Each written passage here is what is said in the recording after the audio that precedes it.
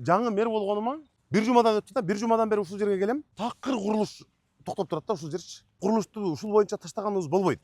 Мурда башталган чоң долбоорлорду жанагы финансы булактары жок. Токтоп калган долбоорлордун бардыгын улантышыбыз керек. Өзүбүздүн күчүбүз менен болсо дагы муну бүтүрүшүбүз керек. Анткени бул мына жол тыгындарын азайтканга өтө жакшы жардам берет мына.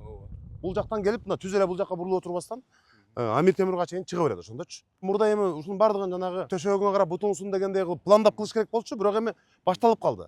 Ошто ушул башталган жанагы чоң долбоорлордун бирөөсүн дагы токтотпошубуз керек. Каржы булагы аныкталбай туруп башталабы, кандай болуп башталат, эми башталып калды. Эл күтүп атат. Монтип жанагындай кылып чыла кылып монтип таштап койгонубуз болбойт. Могу жерден мен жанадан бери көрүп атам, адамдар өтүп атат, башка кылып атат. Монтип топурак кылып, чыла кылып жамгыр жагына таштап койгонубуз болбойт эми. Ушул ишти бүтүрөлү, финанс булактарын табабыз. Жанагы өзүбүздүн күчүбүз менен болсо дагы техникабыз бар эми. Жанагы президент өзүнүн фондунан бөлүп техника алып берген ош шаарына. Тез арада ушуну бүтүрүшүбүз керек. Жасайбыз, биз иш кадам менен жасайбыз. Ол жерде үйлөрдү барып сүйлөшүш керек уже. Аз эле калганда булчу. Мына шаардыктар үчүн кенен жолдорду кеңейтип атабызбы?